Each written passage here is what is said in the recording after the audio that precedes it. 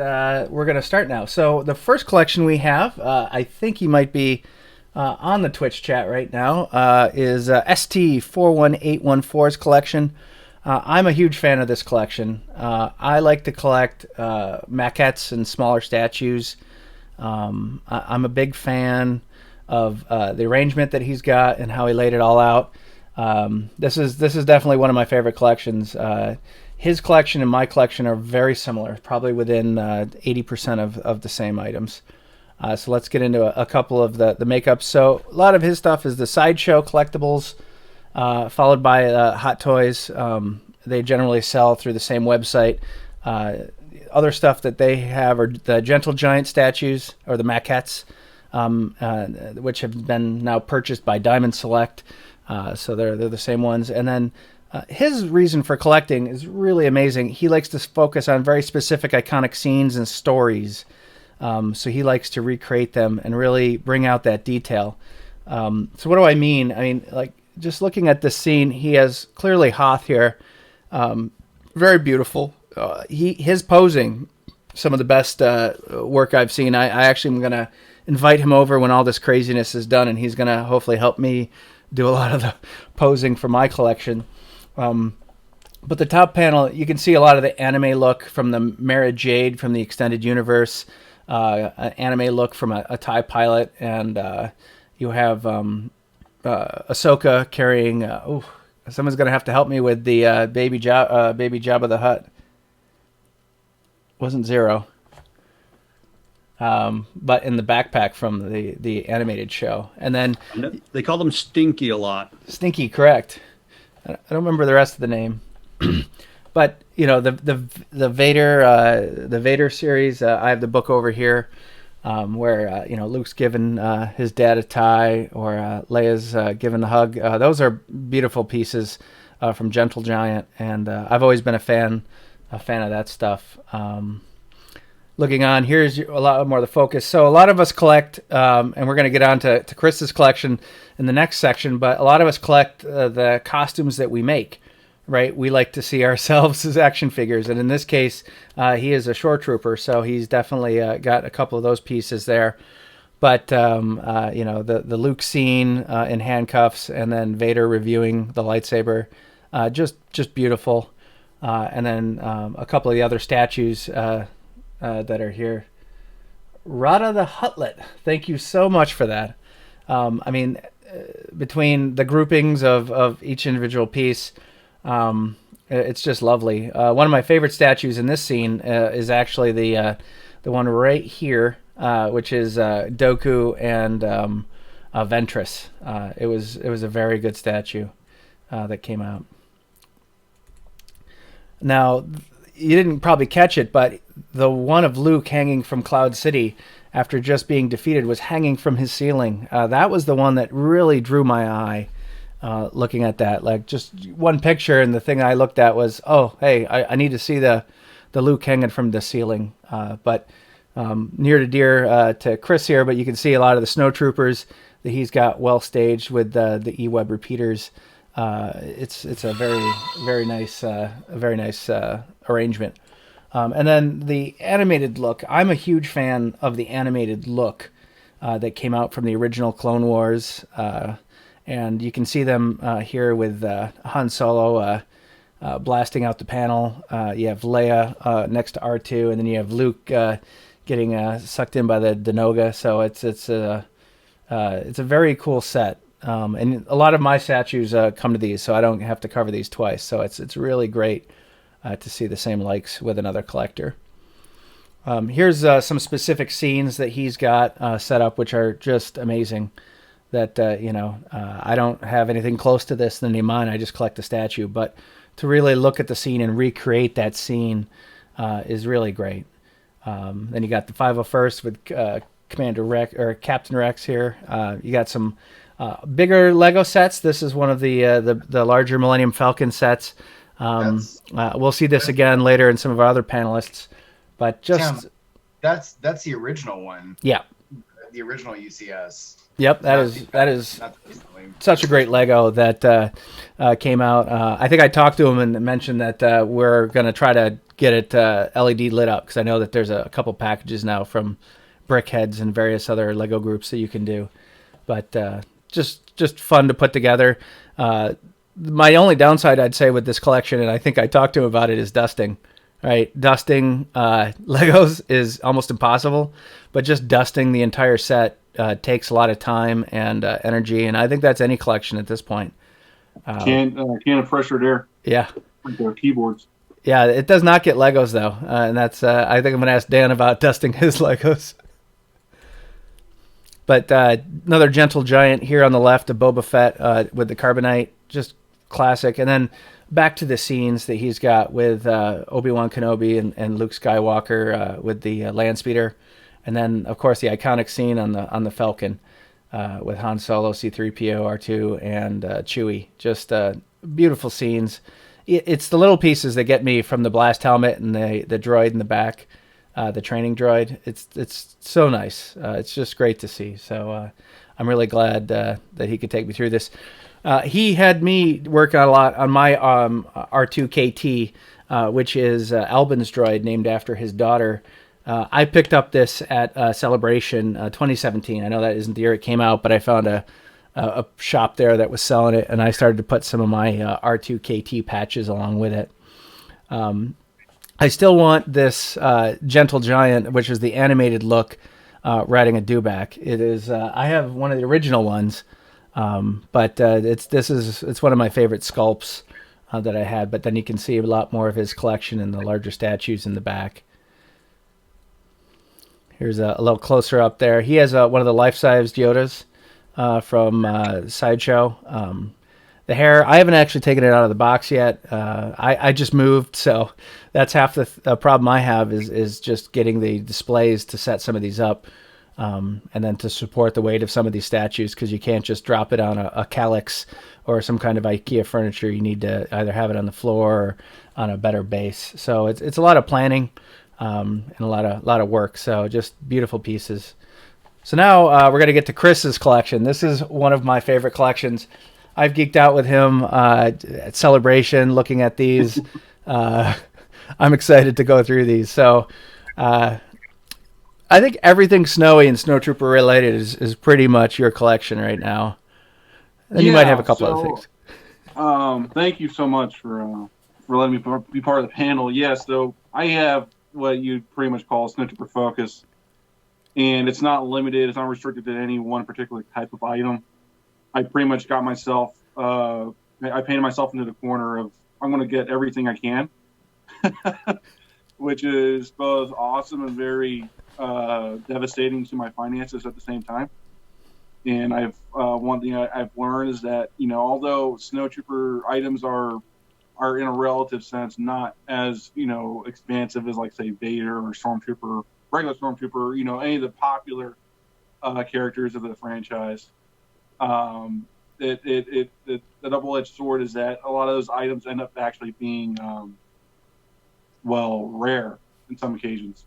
So making it obviously harder to get, much more expensive, and a pain in the butt, especially if you're determined for getting some things.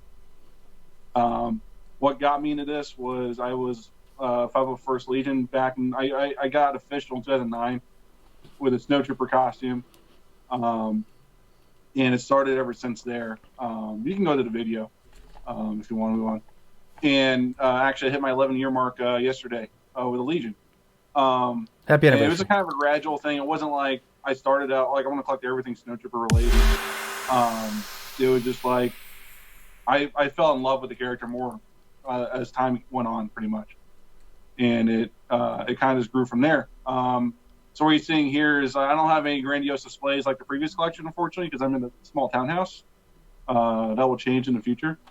I just have so many things, honestly. I've just amassed between custom pieces and, just oddball items that you'd see.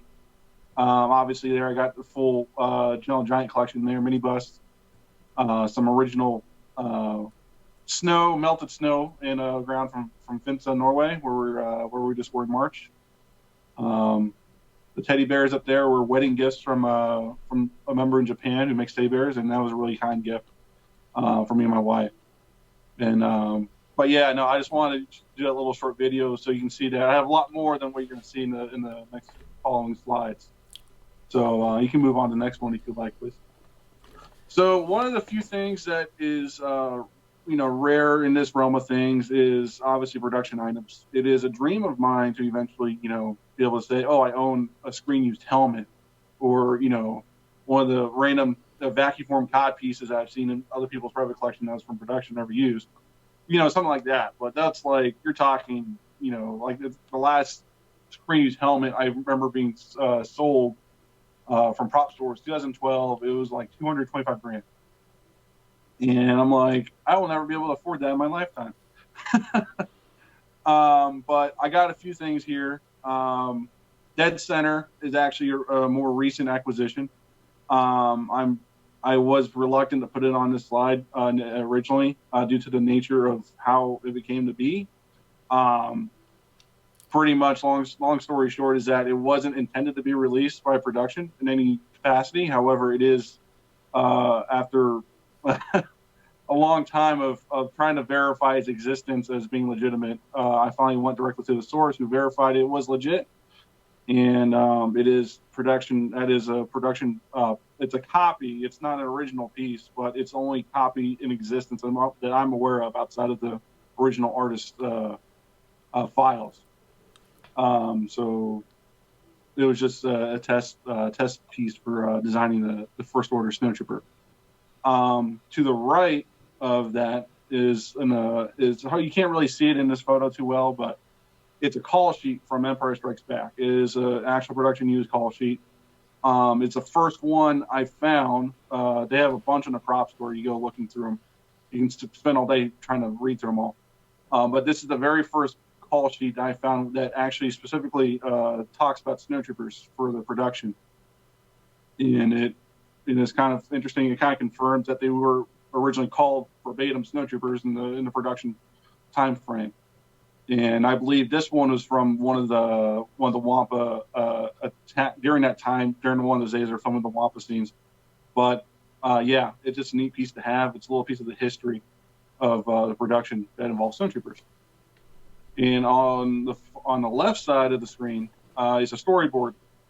It was a cut portion of the Battle of Hoth, where they originally were going to show a bunch of rebels engaging with snowtroopers that were coming out of the fallen AT-AT. It was obviously it was a cut sequence, but this piece was also signed by Robert Watts, who was one of the production, one of the head guys as far as I remember. It's signed by him, and it's just I'm glad I have these pieces. I have some other stuff that's not direct snowtrooper related, but it's something that I'm interested in when it becomes available, and obviously if I can afford it. So, but yeah. You go to the next slide, please.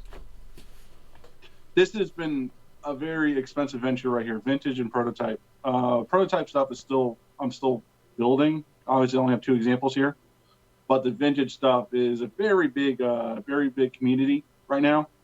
I'm not nearly as versed as some of these folks are, and it is crazy the amount of people involved that go into collecting these things, researching and analyzing, breaking down all the variations. It is astonishing the amount of dedication people have with this, and I have full respect for them. But you can see I have a few examples here. I have the 2 on the upper left, 2 figures. Obviously, the one on the left is the YPS snowtrooper with a magazine. I actually have down in the bottom middle, there's actually 2 YPS as well. One with a gray rifle that's not original to it, but it's same. But the figure itself is also YPS. Those bottom 2. Obviously, I have the mint on card, the ESP Snowy right there next to it on the wall. I found that vintage T-shirt in the bottom left. It's hard to tell, but it's actually a kid's T-shirt that was printed. That's an original vintage. I found it was astonishing condition. It's hard to tell here, but it is like as if you just bought it that day. Hey Chris. Yeah. Hey, sorry to interrupt, man, but what's YPS? YPS, that was a magazine in Germany. As far as I know, I can't remember what it stands for. But as a German magazine, I guess the gimmick with those magazines was that it came with a toy or an item like that. So it became very popular for that. And a lot of times you'll see the YPS figures out there. However, you won't always see them complete with the magazine. And so it increases the value. Those things can get pretty high depending on where you get it from. But it's not like out of all the figures out there you can get, it's not the hardest or the most expensive. So, and dead center, you'll see the Haas Stormtrooper Empire. It's artwork for the coin. This is actually a hard copy. It's actually a variant that wasn't used for the final version.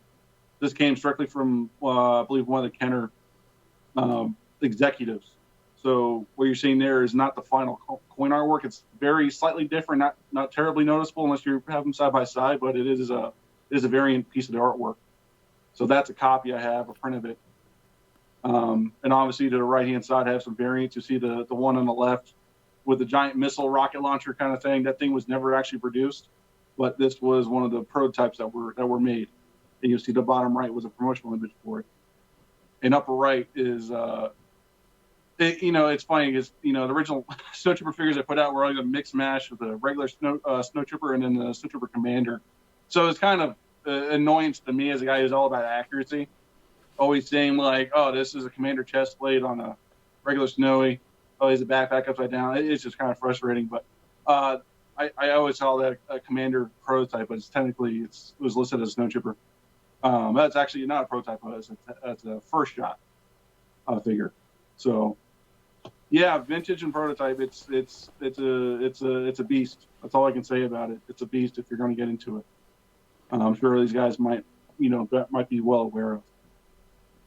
We can go to the next slide if you don't mind. Well, let me ask you a quick question on this one here. So looking at the weapons of the bottom one there with all the snowies, that's just a regular machine gun, I believe. That's not even any of the Star Wars universe, right? Yeah, so, okay, I forgot to mention that. The YPS was unique in that I believe the original story is that the company, I believe the manufacturer or factory that they were producing them in was in Spain. I could be wrong. But the story is that they ran out of the actual regular Snowtrooper rifles that you come with the vintage figure. And so they were also working it's not G.I. Joe. I think they're working G.I. Joe, but it was like a Action something. It was another line of toys, pretty much. Like, it was like G.I. Joe. And so they said, okay, we're going to throw all these at their SA-80 assault rifles, automatic rifles, for that line, and they threw them with the Snowtrooper figure. So that was one of the more unique aspects to the YPS Snowtrooper. And then the card next to it has the original title of Return of the Jedi, in this case, Revenge of the Jedi. But that is the best card I think I've seen in something that old. That one. Actually, you know what? I think actually, I just sold that recently to a friend of mine. That one and the one in the upper left. Those are about equal on par as far as the condition. It's hard to tell.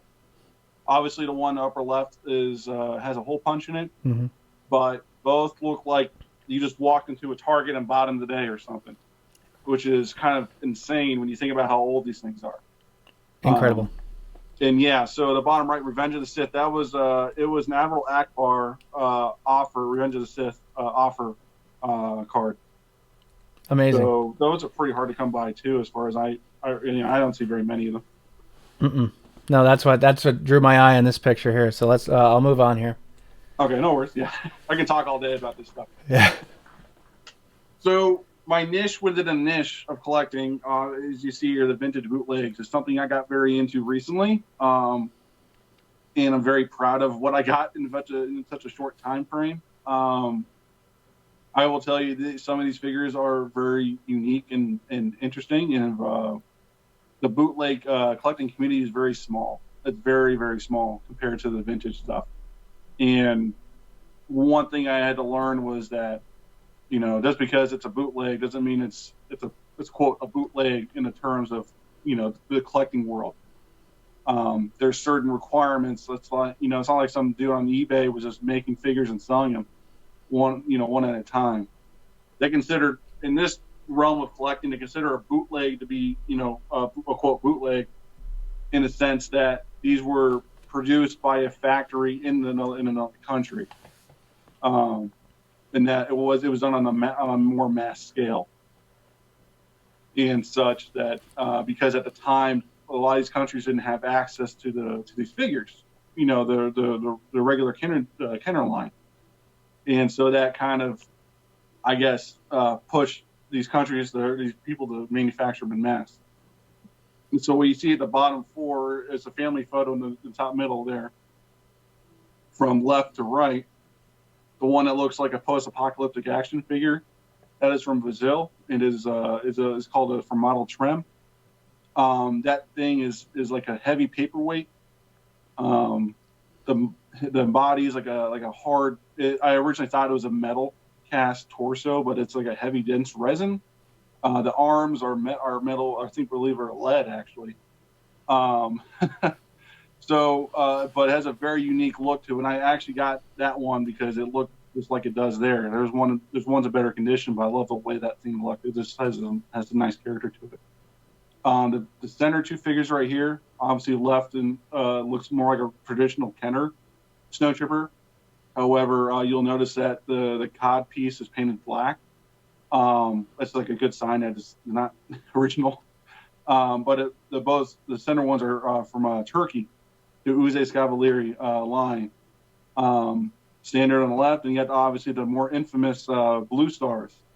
And it was a long goal of mine to get the Blue Stars. That was like as far as bootlegs come, it was like that was my inspiration to get into it, was to get a Blue Stars. But I soon learned that it wasn't as significantly rare as you might believe it to be. It's still hard. It's still very expensive to get, depending you go to. But compared to the others, actually compared to the one next to it on the right hand side, which is I recently got that in. It's a black Polish bootleg. I will not tell you how much it runs for. My wife would kill me if she's walking the door right now. But yeah, so black Polish is, I think there's only about 20 or so examples known to be in existence in the collector's hands. And mine has an original rifle with it too. And there's only about, I believe, only 10 known to have the rifle with it. So you can speculate on the value there. And just above it to the right-hand corner, there is a series of other Polish bootlegs right here, first and third gen. The first gen were unarticulated on the far right side that has no moving limbs at all.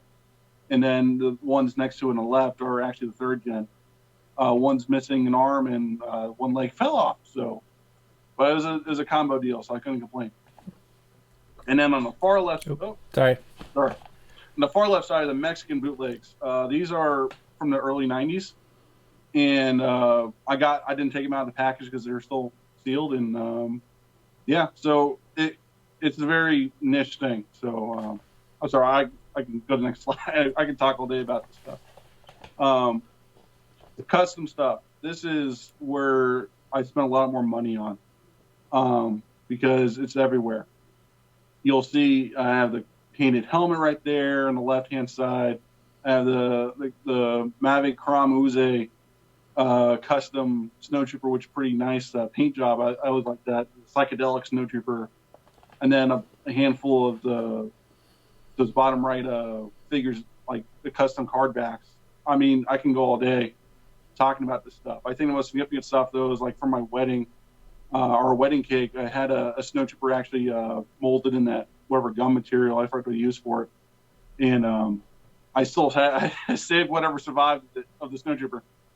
I even got right there. You'll see a snowtrooper light switch plate. So I find most of the stuff on between Instagram, Etsy, and eBay. It's just kind of all over the place, and it's not saying it's a money pit, but you can go deep, and there's a lot more here that I have that you can't see. But yeah, and is there any questions about any of the stuff so far? I feel like I'm talking too much. Sorry about that. The psychedelic one is very fascinating to me. Yeah, that one. I'm trying to remember who it was. I think it was Blizzard Force Customs. I could be wrong about that. I got that was one of my first custom figures I bought. I know that's like the first one he made of that line. I think he made like a handful of them. But yeah, that was kind of like one of those crazy. I was like, that's pretty. It hurts my eyes, but I like it. Hmm. It does hurt my eyes, but I like it. Yeah. And then artwork, just like the custom stuff, I would say this is even more so crazy because this is like barely even a fraction of what I have in terms of art. But I go from obviously fan made to all the way to official in a sense. Like for example, the Vader right there, the Vader with the Snowtroopers on Echo Base. That's original artwork that was used for Topps trading card. So I like to get stuff like that. The painting above it with a Wampa, the Snowtrooper, that was from Kevin Lyle, who's an official Lucasfilm artist as well. That's his original painting right there. Then obviously to the left of that, I have a bunch of fan made stuff. Scott Jones, he made the center piece right there. I had the original sketch card he made on a commission I asked him to do. Then later on, he went and made posters, and he was selling them for a while too. And then like the e-webs, like IKEA assembly of an e-web, is pretty neat. That was a birthday gift from a friend of ours locally. And then my wife commissioned that Blizzard Force piece right there. It has my saying on there for Blizzard Force, as I scream that when I'm a few drinks in. But yeah, in the bottom left is a picture of me, a painting of me that my father did for me. He took all my photos of me, obviously my armor, and he made that for me as a gift one year. And then center to the two pieces on the left, a Snowtrooper helmet, like with the ice, like the hard icicles, and then obviously the snowman type of flare was pretty neat. No, it's Instagram. I found an artist on there. He's like, I did this for fun. I said, oh, will you sell them? He's like, you want to buy them? I'm like, yeah.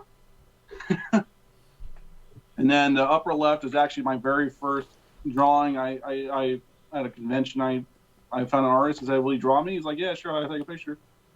That was like 2009 sometime. I can't remember, but that was my very first one of piece I ever commissioned for myself. So Beautiful. But yeah. Now here's the meat and potatoes of some of my stuff. I said that yesterday was my 11th anniversary being in the 501st Legion. I've been a detachment leader of the Blizzard Force since 2013, and it has benefited me in the sense that I'm obviously I know when to look for 501st and Snowtrooper items at the same time. On the left-hand side, you'll see my there's actually missing a few more coins in this picture, but that's my entire Snowtrooper collection of coins, challenge coins. That's all on the upper left side panel. That's the entire Blizzard Force collection right there. A few in the top right, and then obviously I have different garrisons and outposts. I try to organize as best I can without looking cluttered. And so the bottom left is mostly Blizzard Force assault squads.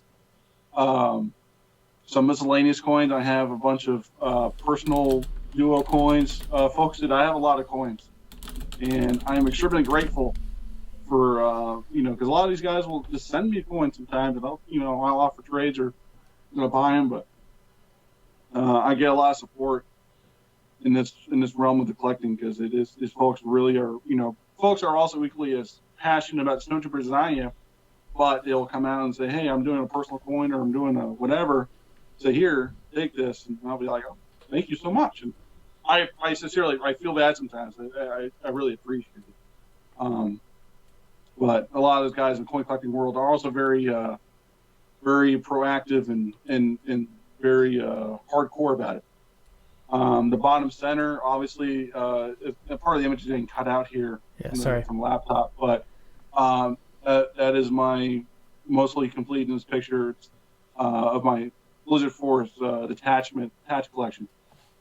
So, and then that panel with the four oversized shield patches, Three of them in there are actually prototype patches. This was all done as a gift to me for my March officer for my birthday 1 year, and I was grateful for that because I don't really get to see that kind of stuff before.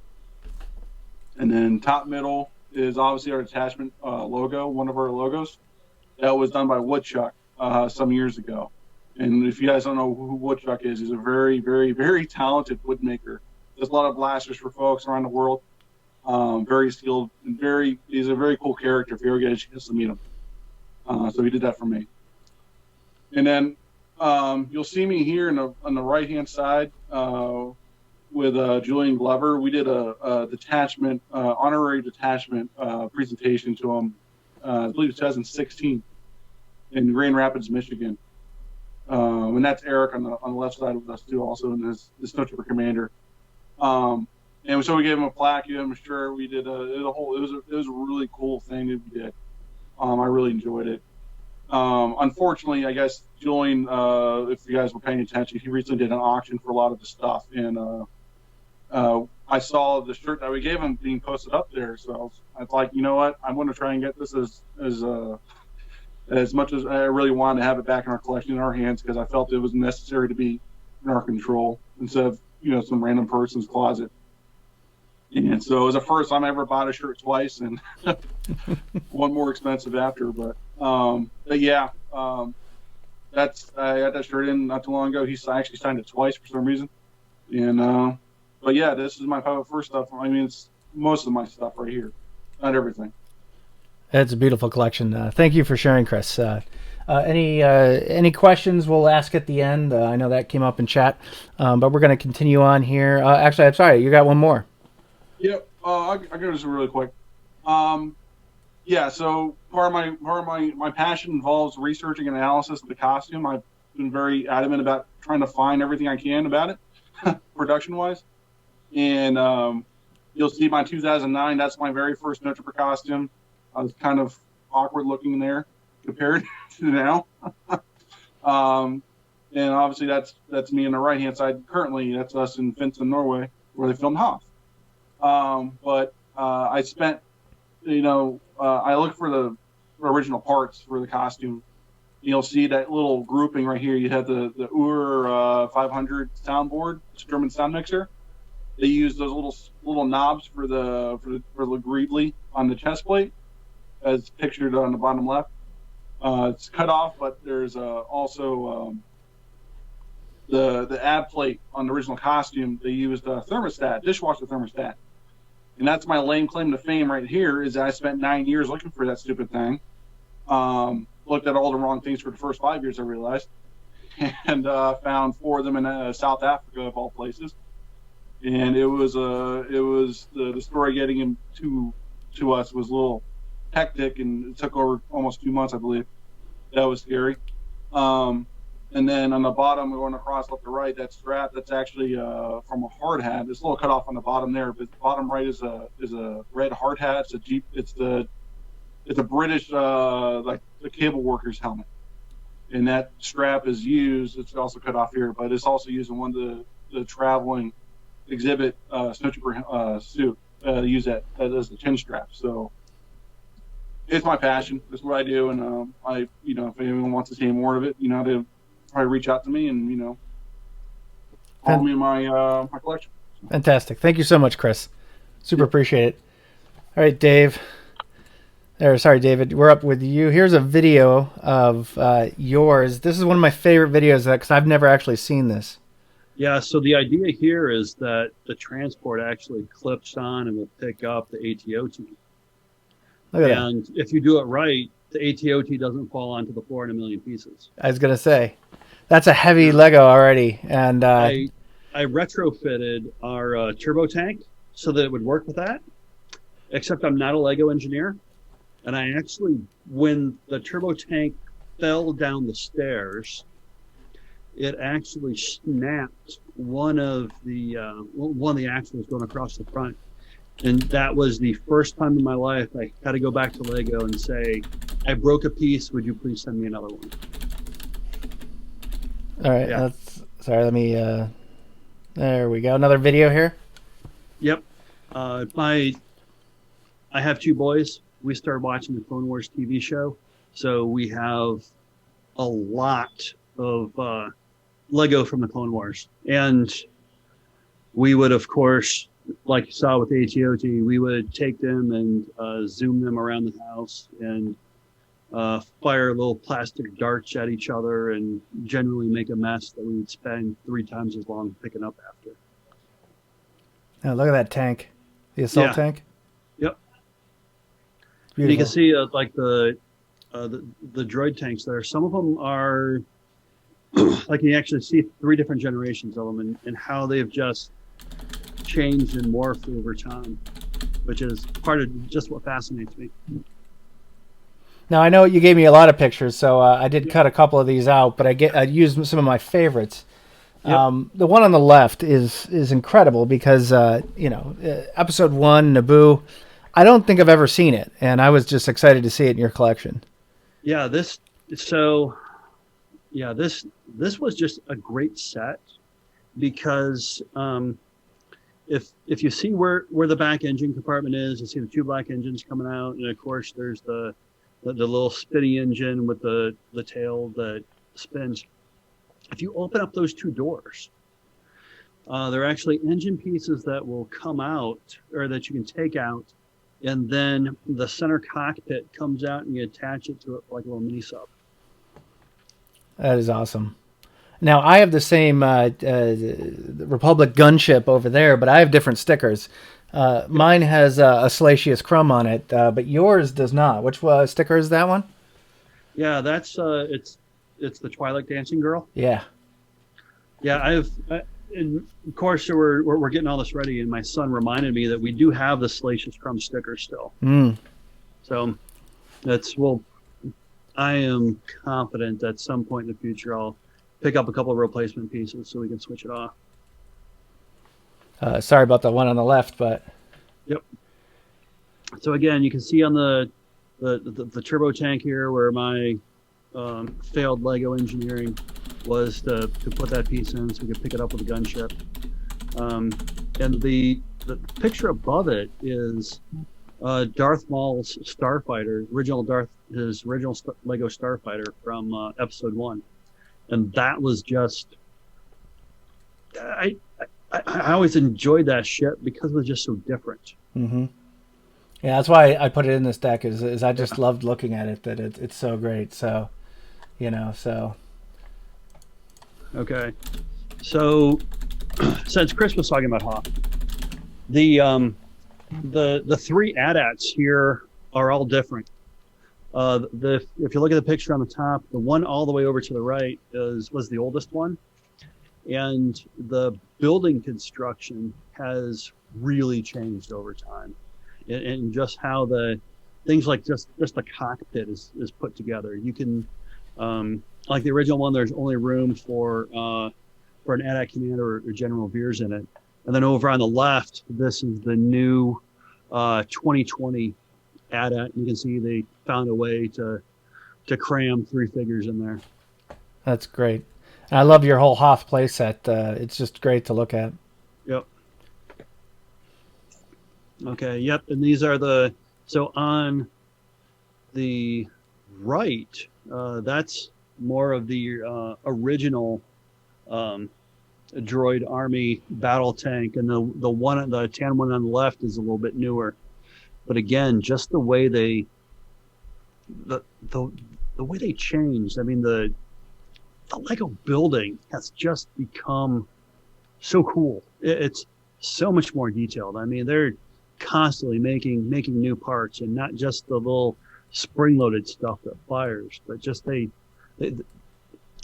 those designers and the way they use pieces and the building techniques. It just amazes me looking back at it over time. Mm-hmm. I love it's from Kashyyyk, if I remember correctly, that the one droid, but definitely in the animated series as well. Okay, minifigs. Yeah, minifigs. So I said my boys, we would play a lot, and Snake Eyes is there intentionally. He does not appear. He's not canon, but much like the Red Arc Trooper, the first Rex that we did there. We made those. I found a place online where you could get custom made water soluble decals. And so for Christmas one year, I gave my son a set of Lego minifigures. And the guy in red standing behind Snake Eyes was supposed to be Captain Fordo from the original Gennady Karkovsky's Clone Wars miniseries. Because, of course, that was his favorite character in You Can't Find Him. Snake Eyes' head is actually part of one of the little scout droids from Darth Maul's ship that we just saw. We would make squads of troopers. So you see two guys from Green Squad there.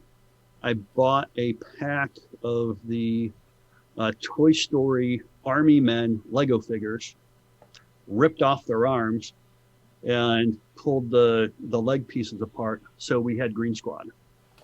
Same thing with the Blue Squad trooper there. And you can see how we've also over time modified a couple of the original ATRT Battle Pack clones to fit with a Green Squad or a Red Squad or whatever to make battle time more interesting.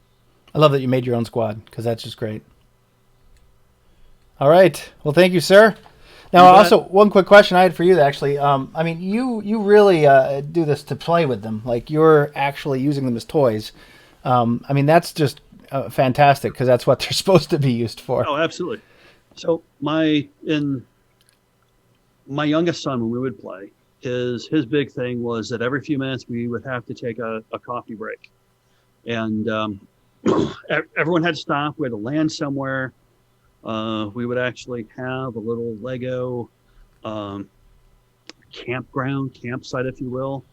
I took some of the Lego Lone Ranger set. I made a little campground with a tent and a fire and everything. And we would, no kidding, have to track down Lego coffee mugs for people to sip and drink. And then, as soon as it started, it was over. We're back to blasting people again. When I was getting ready for this, I found one of my old Slave Ones that still had the coffee mug in it next to Boba Fett from, the last time my boys had gotten out to play, however many years ago that was. That's incredible. So no, I love looking at all your sets because they're hard to come by nowadays, and I'm glad they're actually played with. So thank you, sir. All right, moving on to Dan. Your collection is what I call the big Legos, right? Now we saw one earlier. They were original Millennium Falcon, but they're just the huge sets that take a lot of time to put together. The Death Stars, the Star Destroyers. And then you let me in to look at some of the Power of the Force figure sets that you had.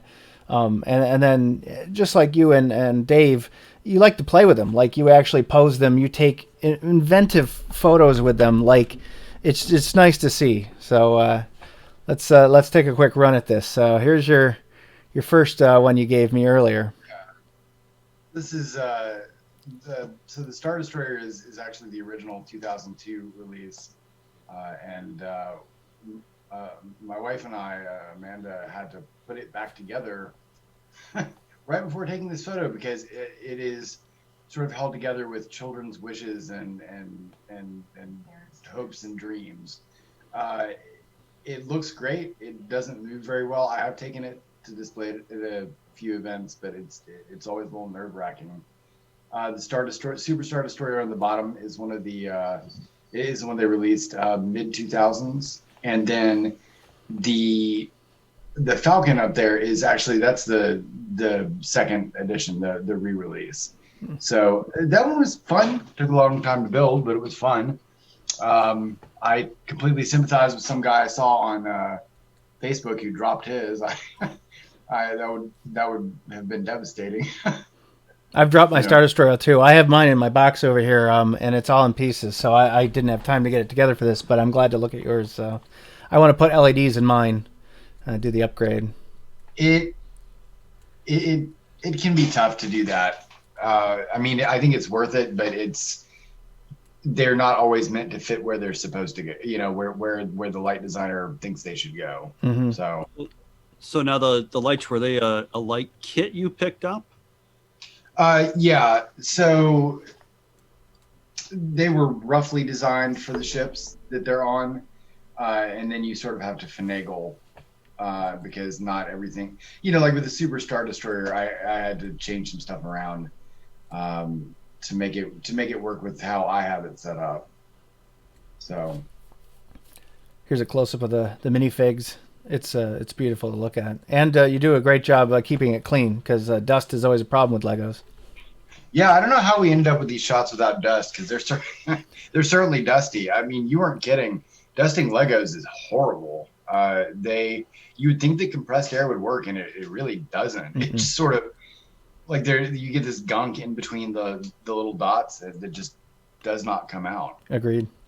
Yep. So here's the Death Star and the Sandcrawler. Yeah, the Sandcrawler was actually a surprise Christmas gift from my wife a few years ago, and let me tell you, I was very surprised. But that was actually a really fun build. They did a really good job with that one. Mm-hmm. And then in the back, that's the old motorized AT-AT. Our cats really don't care for it very much, but I'll leave it to your imagination how often that's come up. How well does it walk? Surprisingly well. I've never had it fall over. Mm-hmm. You would think that it would be a lot less stable than it ends up being. So. And then the Death Star. I mean, I was corrected. I thought the new Cantina that just came out had the most minifigs, but you said the Death Star still beats it out. I think the Death Star still has, maybe like one, maybe two more. But I could be wrong. It's close. Mm-hmm. That was the big appeal to the Death Star set. That's why they've kept it on for so long. Mm-hmm. Is that they have so many minifigures in there, and there are several that are exclusive to it. Yep. I think we get a couple close-ups here. Yeah, it's a fun set. It's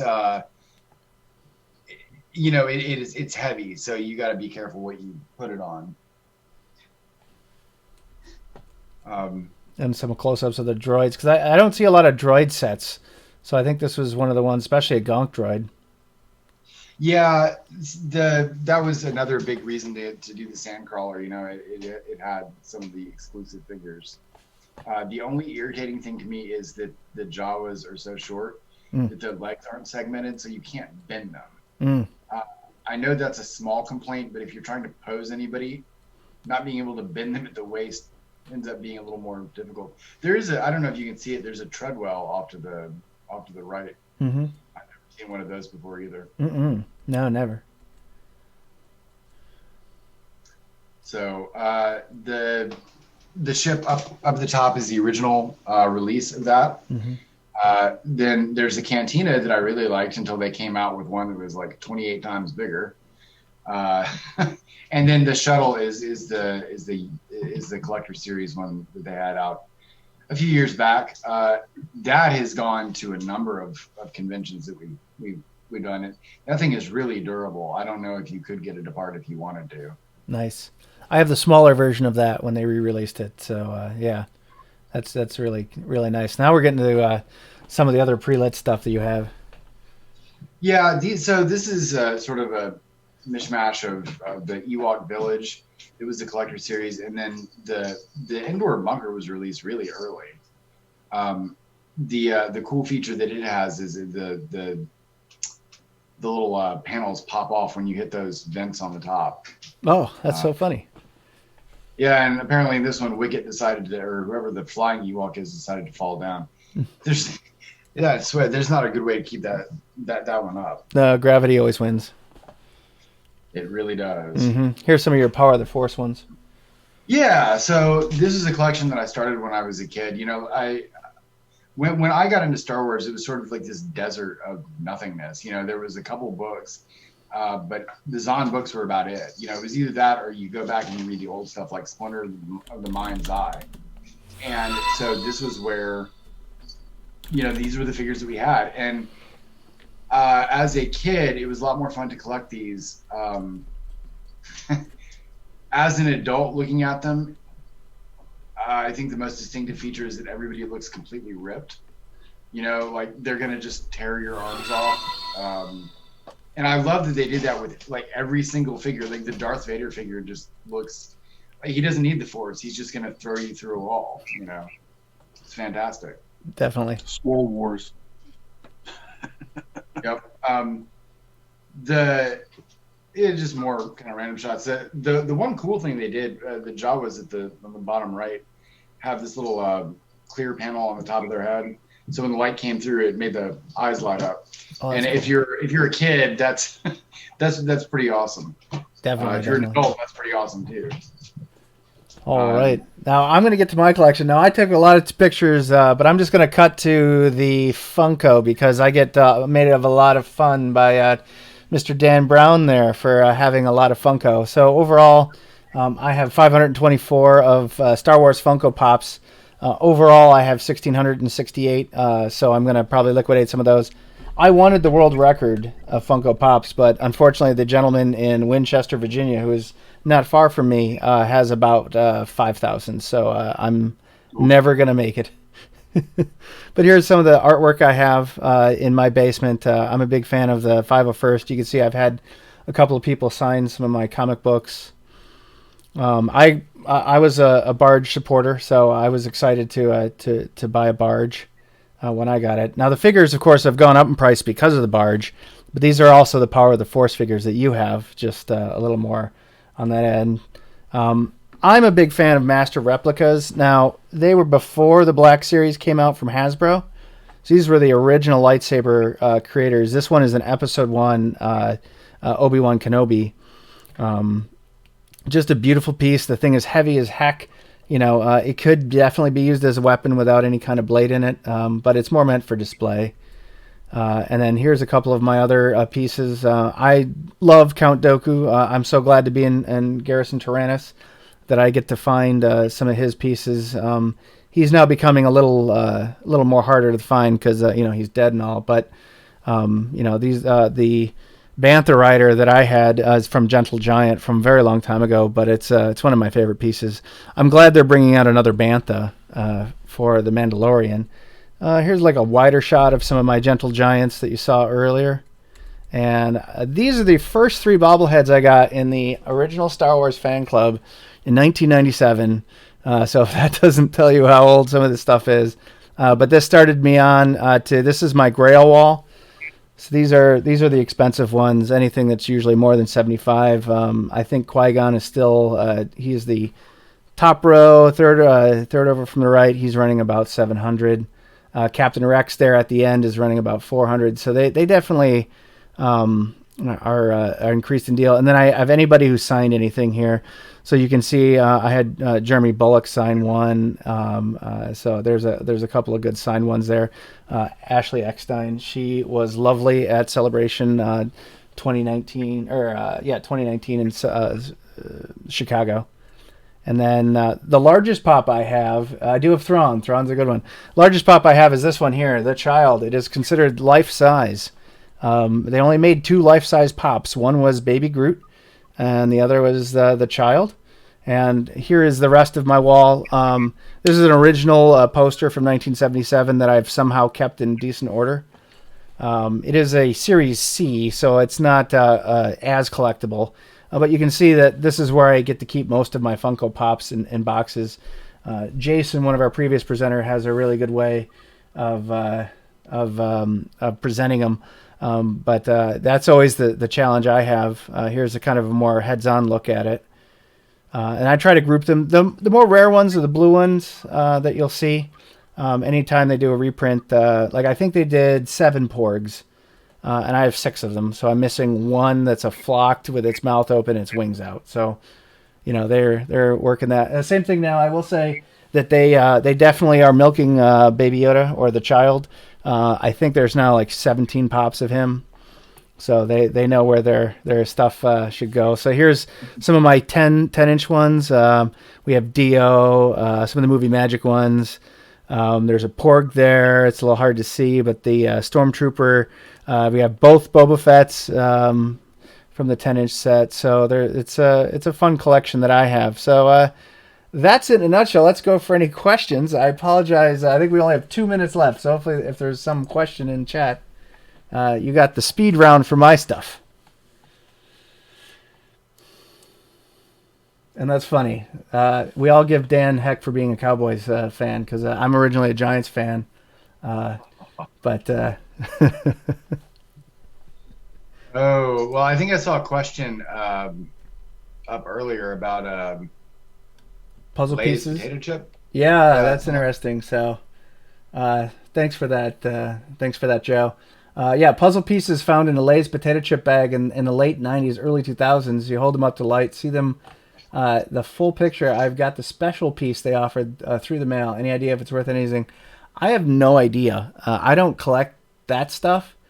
I know a couple people who collected like some of the early like cereals and things like that, and still have it. The cereal is now very expired, but the box is in decent shape, and they still has a toy apparently inside. But I wouldn't be able to know. I think you'd have to go in and talk to some people and ask. I do think that potato chips get pretty rank and with oil and stuff, and I don't know if that's going to damage. I would look to some of the major, like regional specific, like Star Wars collecting clubs, because they're kind of all over the place. And there's one up here in DC. And I know a few people there. They collect like the food items, so they probably have better knowledge of that. Yeah, definitely. With the DC Collectors Club, the DWCC, is it? I forget. DC Star Wars Collectors Club. So it's DC SWCC. Yeah, yeah. I haven't joined them officially yet because I was going to go to my first when all this craziness started. They always meet at a library, but it is. I am a Black Series collector. I actually have all of them. I know that's going to craze some people out, but I have over 300 of the Black Series collections from the figure standpoint.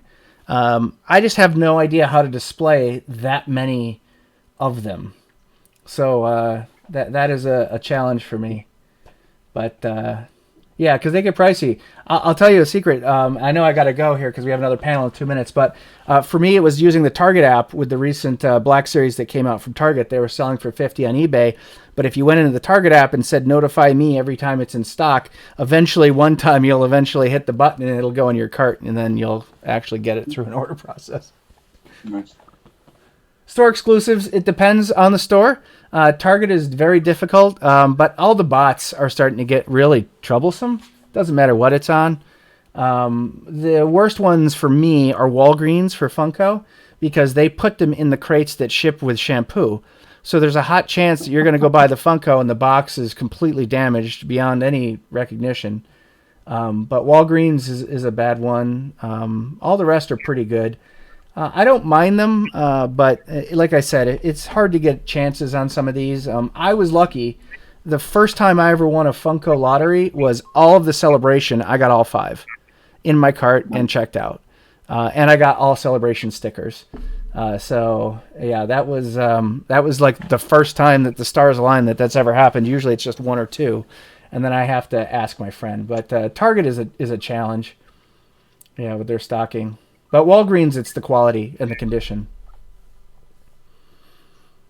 Walgreens back in Florida when I was living down there with exclusive stuff was always. I mean, the ones on there at least were pretty decent. Mm-hmm. Up here, though, I don't know why it's. I don't. It's probably just specific to different storefronts. Yeah, I think it's because they have a lot more distribution. So when they get further out, that it's a challenge. So, yep. All right. Well, it's time for our droid panel, so I'm going to switch over. I'm still going to be about 3 more minutes, probably to get them all set up in the other Zoom room. So thank you to my panelists, Daniel, David, and Chris. Christopher, thank you so much. I appreciate it, and thank you for showing off your great collections. I'm supremely thankful for you letting us a little picture into your homes.